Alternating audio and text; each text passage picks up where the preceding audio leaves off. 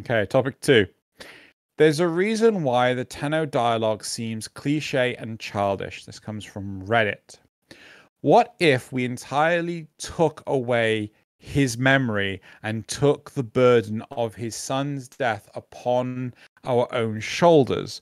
After all, Ballas does say that when we commune with the Warframe, we take away its pain. Perhaps this is part of the consequences, the suffering and the misery of the void. Even if a Tenno just shares the memories, if any, and the suffering of every single frame he uses transference on, there's no way he could survive without coping mechanisms. The Tenno are in denial, indoctrinated by the Orokin to be nothing more than loyal soldiers in battle. Repetitive phrases are repeated like mantra to keep them focused, unaware of the pain of their existence. We've seen what happens to a Tenno mind fully snaps, and he was one of the most powerful entities we've had to fight. Anyone else got any questions? Corpus use tech weapons.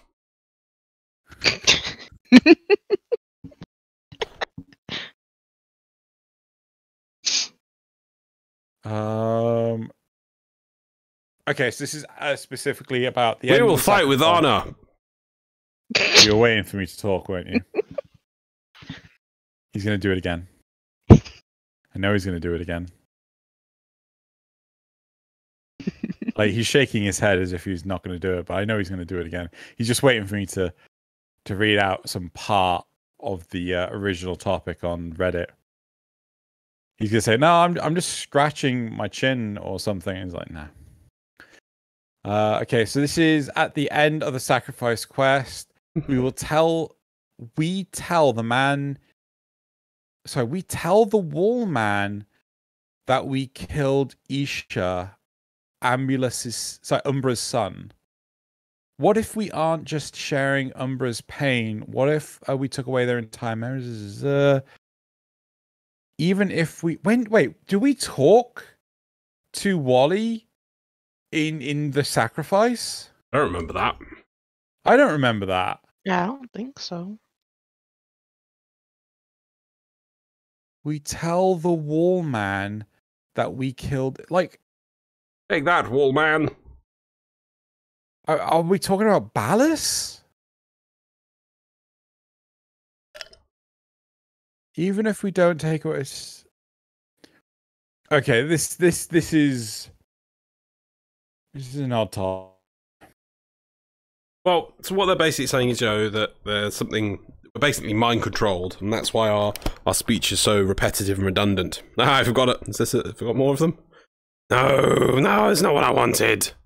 I was trying to find a list of them so I could just randomly say them. Well, isn't it like there's one which is like the Grineer are ugly as they are stupid? We will bring honor to the Tenno.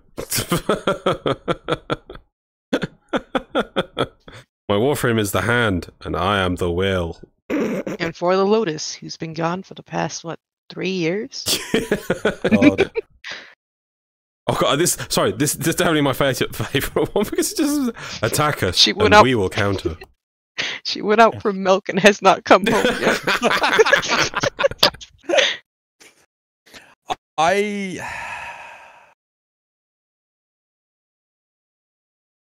So there's a YouTuber by the name of Mauler, and he did a video essay of Star Wars The Last Jedi, and he broke it up into 3 parts. But there was always one part that really stuck with me. Right. Which is, it is not the audience's place to explain the story. Yes. It's not good for the audience to fill in the gaps. Yes, he always goes by, he's trying to work out if something, the objectively, not based on people's opinions, is something good or bad, and one of the rules is that the thing must explain itself. It can't go, but if you check in the extended volumes of this book over here, in the subparagraph 17, it clearly indicates that his hair is brown. Yeah, it's no. Like, you know, there's no explanation for a lot of the stuff, a lot of the events that happen within The Last Jedi, and it's the same can be said for other movies. Like the one I love to pick on is The Predator. Oh yes, right, right. My favorite all-time movie is Predator, the first one with Arnold Schwarzenegger. Right, I don't even mind Predators, the third movie in the franchise, right? But the Predator, the fourth one, is so god awful trash. Like, it might as well be a drinking game. It is so goddamn bad, right? And yeah, like Mauler, he rips it to shreds because so much of the narrative just doesn't stand up for itself. Now, the point that I'm trying to make here is that this person, they're trying to come up with their own headcanon to explain why, you know, Tenno act a certain way. Yeah. And though I've got no objections with anyone coming up with their own headcanon, this shouldn't be a reason to allow for bad writing. Mm-hmm. Yeah? Yeah, I mean, I don't know. Yeah. You make your point that the... Well? No. I thought you were going to laugh. Sorry. No, I make your point the fact that if you think about it, that as we said earlier, that Lotus has quite away from milk and hasn't come back in so many years. But also, they've done very little to expand the list of quotes that the operators say. Like, they could say more interesting things randomly to make them feel like that they're the passage of time, you know. And so, yeah, there's no excuse for that not being increased as well. But then to take that, which is probably just either, I don't know, they can't get the voice actors anymore, or they just can't be bothered, or that would just be too much money and effort, that you then take that as a point of like, no, but that's actually because they're using the same words as like some sort of mind control coping mechanism to know that they're under mind control, to be Orokin slaves. Like, yeah. Like, I think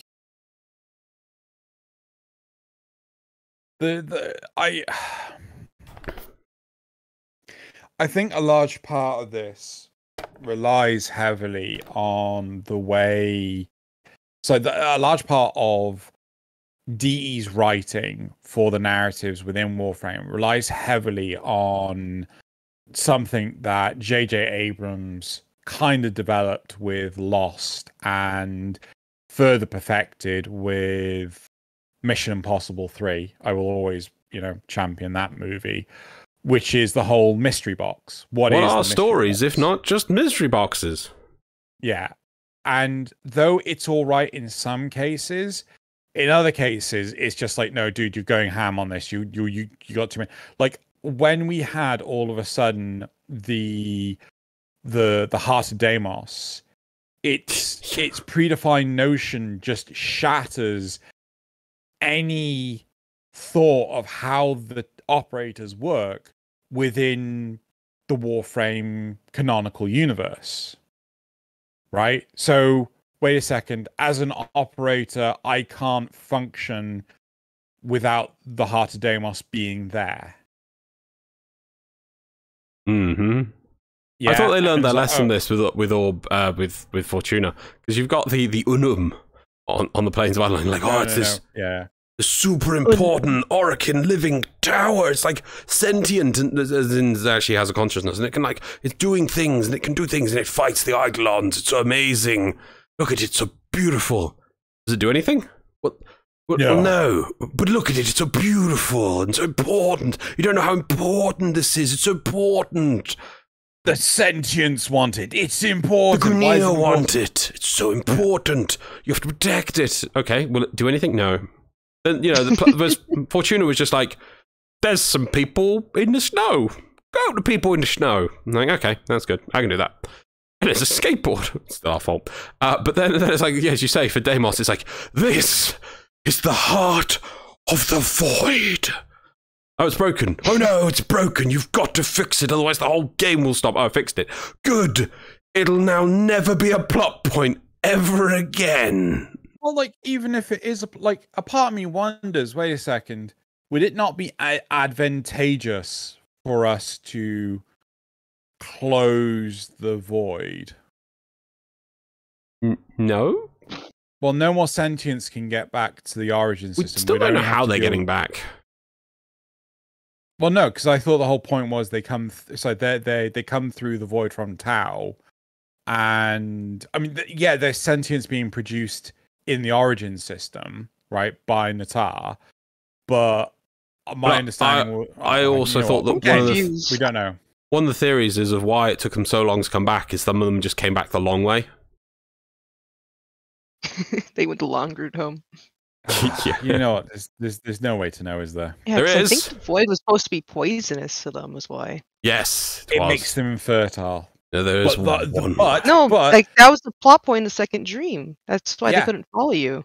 but the Unum is supposed to actually make them refertile. Oh, is it? That's nice. Yeah. I don't like that. Yeah, no, neither do I. The Something's glass wrong. fish apparently highlight this. But then, like, if that's the case, you would have thought that the sentients would have gone all out to try and get into the Unum, Yeah. right? Well, But no, they haven't. well, there was that Like whole Meat thing Tower? where they launched the planes. That they were attacking the planes, but that never happened. The new I kind war. of forgot. The sentients kind of forgot. They bluffed. Oh my god. Could you just imagine if that actually then, like, oh yeah, so we're bringing back Scarlet Spear 2.0, and the sentients are actually attacking the planes, and like, Yay! Have you just changed the be like- gameplay? Well, no, but But quick, let's play Limbo. Whee! let's break it. Yeah, so I'm not against people coming up with their own headcanon, but realistically, this responsibility is on the shoulders of DE to get sorted. And it's important that they do, because otherwise, like, it just gets confusing. And then Hmm. people lose interest. A la Star Wars. Like, out of interest, Stella, like, what has been your favorite plot experience within Warframe? Well, I'd have to say the second dream, given how like it was a very different representation for quests, and it kind of like made a mark for how they're going to do future quests. I think, Loz, your point, so yours is second dream as well, isn't it? I think he's having a drink. He went to go take a little nap. I'm back. Yes, no. The second dream. Yeah, no, it's called the second dream. I remember playing it at like 3 in the morning, and then it's a character creation. You're like, what? I'm doing that now. 3 in the morning? Yeah. Oh my god. We had to wait until that came out. It was awesome. And I think The War Within was okay, and that at least led up, felt like it was in the same vein. But I have a question for you. What's yours, Zeno? Is it second dream? Mine's the War Within. Oh, with The War Within, okay. Do you feel they can top those? In like surprise and amazingness anymore? But do they need to? Maybe. That's my question to you. Is like, do they need to? Like, do they always have to have, like, oh well, we've now come up with a brand new hero for the Marvel Cinematic Universe, and not only did his uncle die, but his whole family died. Oh, we've come up with and a his new dog. hero. It's like, no, we come up with a new hero. Not only did his family die, but his entire neighborhood died. We come up with a new hero. His whole city died. We come up with a whole new hero. His whole dimension died. It's like, why do you need to escalate, right? Yeah, constantly one-upping Yeah, like prior thing. I am fine with the narrative. Like, you know, this I felt was a big problem with the likes of Game of Thrones. It always felt that each episode had to end on a cliffhanger that was more poignant than the last episode's cliffhanger. But the middle of the episode had no substance to it whatsoever. Right? Mhm. What? Sorry, what was that? Laughing? Oh no, I thought you actually said something and then started laughing. But yeah. But the you know, why can't it just be as simple as the second dream again? When what 1/5 of the mission, quest was a cinematic quest, right? You know, why does it have to be a full-blown thing like The War Within? Yeah. The sacrifice was pretty packed when it came to a cinematic quest, as was The War Within. But I think The War Within did it better. But it doesn't mean I like the sacrifice any less. The only major foible I have of the sacrifice is the name. Right? Who sacrificed? Well, no, who sacrificed? And you know, it was just that someone was sacrificed. Yeah, sacrificed. Yeah. Yeah. But no, it was no. Somebody was murdered. Is what happened. I'm sorry. Yeah. We're not sacrificed. Sacrificial offering. They were murdered and mind controlled. It wasn't. You know, so it's like it doesn't need to one up every single time. Every episode of Doctor Who doesn't have to be better than the last. It just has to be interesting. Yeah, another quest that I really liked was Harrow's quest. Yeah, I forget the actual name of it. That was a really good one. Yeah, Chains of Harrow. I really like one of I the things love the new environment and everything. Oh yes, yeah, definitely, yeah. But one of the things I really loved about that quest is when you go see, oh god, who is the person in Iron Wake? Aladino. Yes. Yeah. It does cut to such a simple thing, which is it's as if your character comes in and sits down at a table and you're first person just looking at them. Really quick, really easy to do, but at the same time it feels really personal because the person is filling your space. You know, I think you could move around a little bit your head and that was about it. And it felt, it was a really simple and easy way to do a sort of semi-cinematic quest. It didn't have to go overblown. I don't get why they don't use that kind of way of putting a camera angle, a fixed camera angle, and just bring it in close and just have a couple of people talking. Use it more. It was quite effective, in my opinion. Yeah.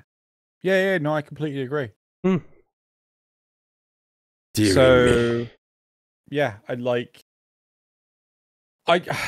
not gonna lie. I really hope that the big announcement for TennoCon 2021, because there's going to be, is, hey, new war's out.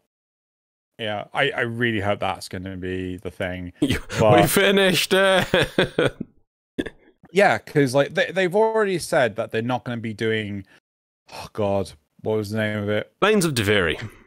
Yeah, Deviri Paradox this year.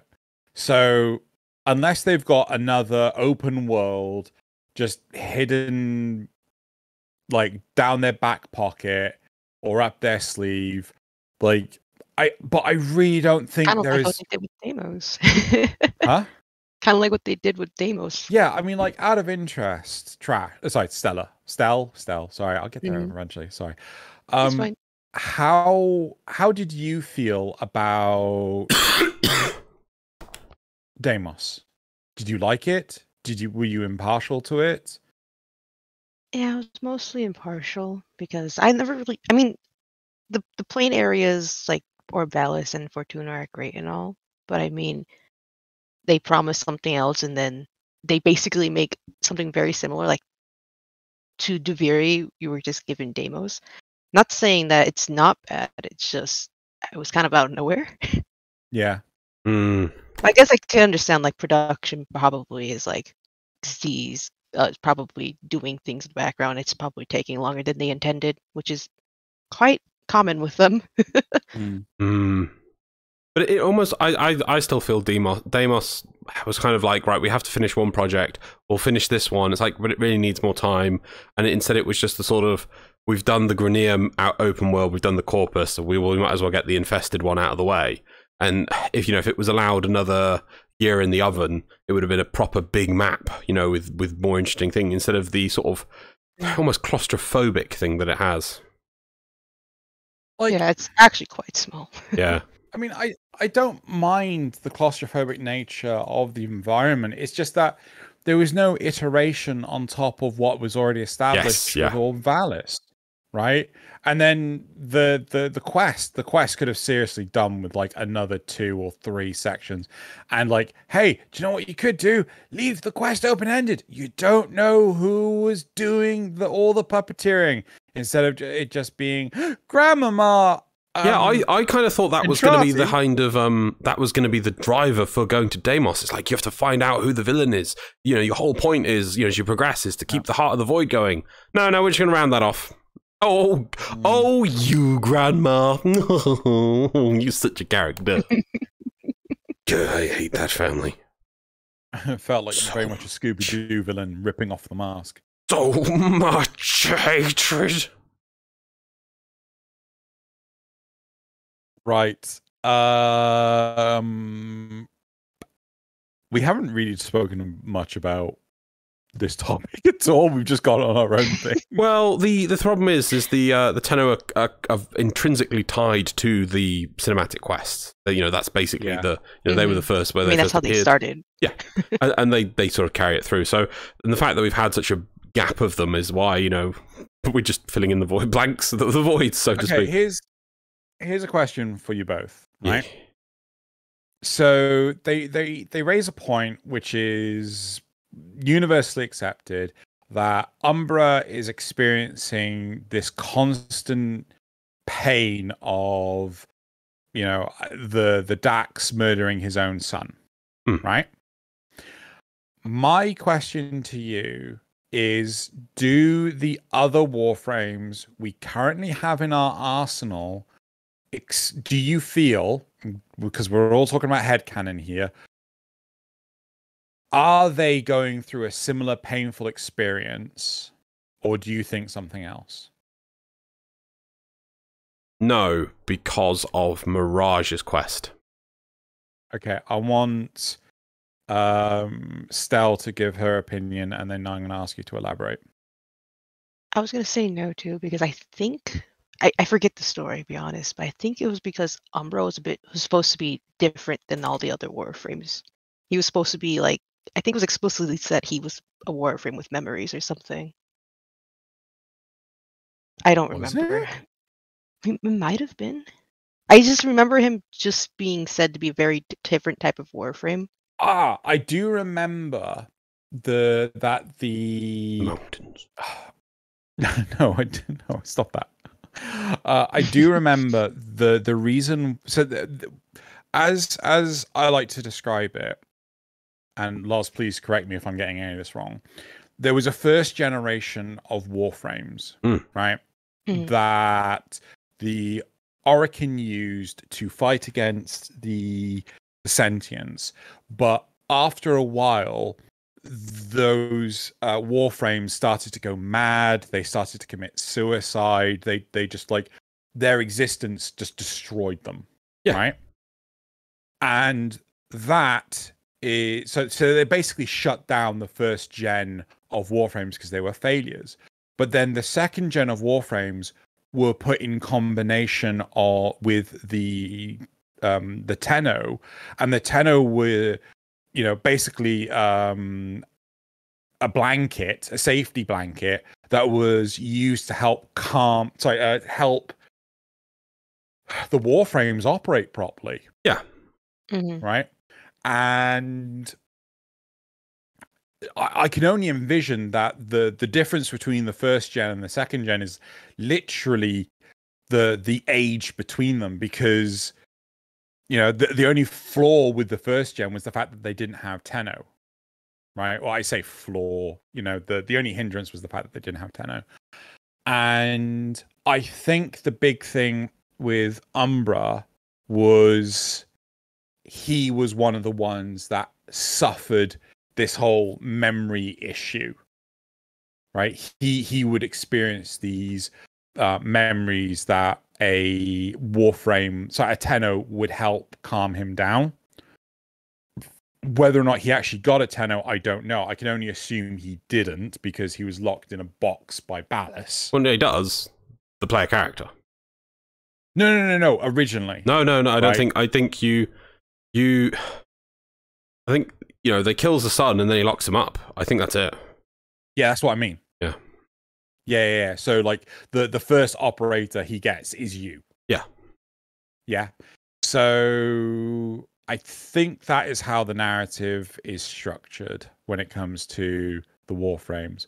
But then begs the question, why aren't any of the other Warframes going like utterly insane like Umbra did? Is it because they have frequent exposure to Tenno? Is it because like my theory is that the Warframes we have right now are effectively blanks. Like they're made from full-grown humans that have no memories or experiences. But then other Warframes like Inairos and Mirage and Limbo that all had stories behind them kind of scuppers that. Are you telling me I've got like a pile of cadavers down there in my arsenal that I used to build Warframes in the Foundry with? Doesn't a cadaver have to be dead? Technically. Yeah, no, I'm talking about it's a blank human. It's a homegrown human. I got live humans down there. Yeah, they just don't have memories. They're brain dead. Don't tempt me with Grimdark. You know I love the Grimdark. That would just make it so good. It's just like, operator, I'm afraid you need to acquire new clone mass before you can build another Warframe. And you'd be like, well, what? More clone mass? What do we use that for? Well, I use it in the creation of new Warframes. What is it? Well, I need you to go massacre some humans and bring me their organs so I can make clone mass with it. Okay. Well, what do you think we do with the Kubros? Good point. No. I mean, he said they throw him out the airlock, but where do they really go? Oh my god. I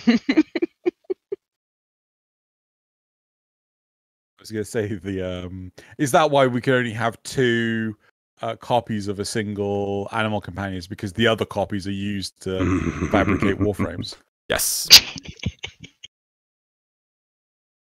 Anyway, the greater good. I was asking Stella a question. I can't remember it now. Oh goodness! You were just asking me if Umbra has like these traumatic events that torture him. If the other Warframes have had that as well. Yeah. Do you think other Warframes have had this? I don't think so, but of course this is going off of, you can't really prove it because everything's kind of implied or whatnot. Yeah, your headcanon. Yeah, I personally don't think so, because like you were saying, the more newer Warframes, anything that isn't Prime, I suppose, were kind of just built different. They were built different, so I don't think they would have much memory at all. Loz, what do you think? I'm just to draw attention to the thing when this bloody pack terminal bugs on me and I have to fail the mission because it won't bloody work. Bloody terminal. It annoyed me so. By the way, you're pointing in the wrong direction. Bloody terminal over there. Yeah. Anyway. Answer the question. What was the question? Do you think the other Warframes have experienced the trauma? Oh no! I think they're all different, and because as I said earlier, the Mirage thing. Right. Elaborate. So in the Mirage storyline, it's fighting Infested, and it gets pulled apart, and it's laughing as and I think Lotus recalls it as it's just listening to the laughing as it gets killed. But it's clearly. I mean, I suppose that then becomes its own traumatic event, but it does clearly experience things in a different way, or it was laughing at the destruction it was causing, or something. As for your other point about Warframes and why, like, Warframes when you come up with that, I think it's more that it's like a tempering process. A tempering process that just even having once a Warframe has interacted with the Tenno, even once, they are just calmer by nature. It you know, imprints on them a calmness, and that's why Umbra is just so mad, because he's never had that interaction before. Then once having that interaction, it's a lot calmer for it. It doesn't need constant sort of interaction. It's kind of even just one time is enough to at least just calm, you know, cause a drop in anger, or, you know, gain a level of control. Might not be complete control, but it would just, you know, has an effect. Fair enough, then. Yep, that's it. Should we go to the replies? Yes, I think. Unless, Stel, do you have anything you want to add? No. Okay, then. Okay, so they've been indoctrinated by the Lotus as operators. They've been indoctrinated by the Lotus and various other figures, such as Teshin, since their awakening, about who they are and what they're supposed to do. Teshin. Teshin. Is Teshin planning something? Very slow, long plan, if that's the case. Oh, sorry, there's more. So they are, in fact, brainwashed child soldiers who remember little, if anything, of their lives before they were put to sleep after the Zariman 10-0 incident. We don't remember anything after the Zariman. You know, we don't remember dick all apart from waking up. Yeah. You know, there was a huge thing about in the War Within that, oh god, what's her name? Margulis was supposed to be training us to control the void, right? You know, to lock away our powers and stuff like this. And, you know, we are, you know, trained as child soldiers, but we don't remember any of that right now. You know? So, I kind of feel like indoctrinated by the Lotus is a bit strong. It's like brainwash. I was like, I don't remember any brainwashing. Or maybe that's the point. Yes. The next reply is, I think it's probably more that this dialogue was introduced before the sacrifice existed and is now somewhat dated. Here's hoping for new dialogue with Deviri and whatever grown-up... They've gone operators here. Okay. Whatever grown-up operators... Grown operators. Oh, grown operators. Okay. Will end up being... Operator. Yeah. So... Yeah, I mean, I remember years ago, I would have really liked it. I remember saying this when Operators first came out, that content creators could voice, like, you know, as like Tenogen packets, like, oh, here's the dialogue for, you know, but obviously DE had plans for the operators that really needed the voices to be available at all times.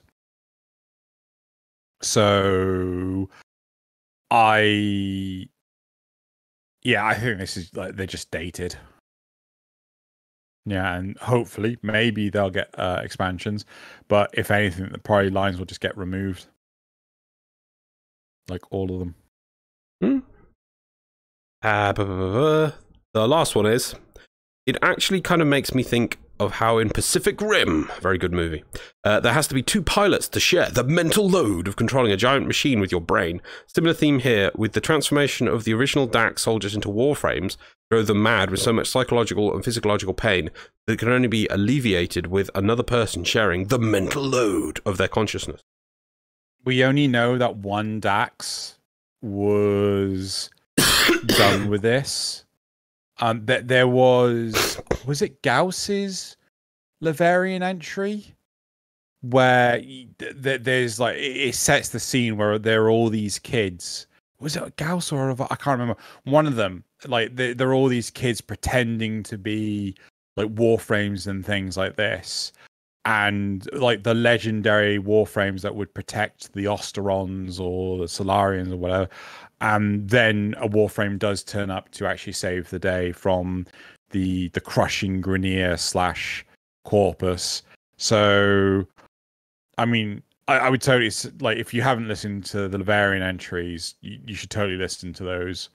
And that, you know, they would be really good up on YouTube. Like, I really think DE are doing themselves a disservice by not putting those up on YouTube. I would say that the one thing is that they need to be easier to access in the game. Yeah, but it's just I like... don't think I have all of them, so I haven't done them all. No. You get the Laverian entry straight away. Oh, do Right? you? Oh my Yes, goodness. it's just the Prex cards that yeah. So if the Laverian, so you should be able to access like Gauss, Ash, Atlas. You should be able to access all of them that are in the game. Content But for my fan fiction. yeah, exactly. But like, I just feel that there needs to be an easier way to access them, and especially like, oh, I just want to listen to the whole thing in one go, not in the individual parts. Hmm. Hmm. I get that. Because I like to listen to things. Like I listen to podcasts and whatnot while I'm working. Don't always have time to get onto the game to hear more lore. Yeah. Because I remember when I was really into Warframe when I first started, I would watch other like content creators just talk about lore. One of them being, I think, Star-Lord. Definitely Yeah. was one of them. Yeah, I just watch and listen to his stuff all the time. Yeah. It's a shame that he hasn't done anything in a long time, but the same with Zale. Yeah, it's been the lore or the narrative and all that. It's just been so dry and stale for so long. And crusty. Mm. Ew. Don't use that I for your still fanfic. believe in the second coming of Star-Lord. I'll have to let him know. Cool. And the last one, Loz? I'm pretty sure the dialogue just sucks. As does this comment. Yeah, I mean, to be fair though, like, oh god, what was the? Was it the Infested one? Like, did they have to make them so ugly? Or the Grineer used to be builders, and now they just make war. Like, yeah, so some of the dialogue is just kind of like lame and cheesy. The Grineer prey on the weak, but we prey on the Grineer. I have not heard that one. Oh, that is in the game. Oh man, I can vouch for that one. Do all of the voices say the same thing? I think there is a bit of variation. I've not heard some of these. I have the female voice because it just sounds better to me. I think I have Raven, one of the female voices. Oh. So, but anyway, right. Should we wrap up here? Corpus have tech weapons. We'll need to be careful. Sorry. Yeah, again, I don't think I've heard that one before. Have you not heard that one? I love that one. It's like tech weapons. What have we got? Non-tech weapons? I mean, analog. One of Grineer, you have bullets as well. Like Grineer, that one Grineer with the energy fist thing. Like, okay, I'll just hide this then. I don't have this laser hand. No. Power bunker. Yeah. Just get some drills, right? Okay, well that's it. Oh, what's that? There's a new core. No, that's not a new core. That's nothing. That's nothing. It's not a portable microwave gun. Yeah. It's not a popcorn. It doesn't exist. Yeah. Right. Yes. Let's round that off. It's for the Necromax. You know, like I need to get my popcorn. Just put in the new core at the hob and then instant popcorn. Anyway, right. So that's it for this topic. Thank you very much for listening. If you want to listen to the full episode, please go into the description below or look at the end slate where you'll see a link to the full episode. In the full episode, we have both topics as well as more stuff about our lovely guest and community shoutouts, memes, chance to win platinum. Loz reads all the comments, so if you wish to, there's a chance that Loz could read your comment in the full episode as well. It's all time-stamped. I can't think of anything else. We're trying to get to 1,000. It's fine. Go check it out. Comment. If you comment, he will do a personal call-out post just for you on Twitter.com. Let's try and not kill Loz. Right. So that's it for this, and we will see you next time. Everyone, say goodbye. Bye. Goodbye. Bye.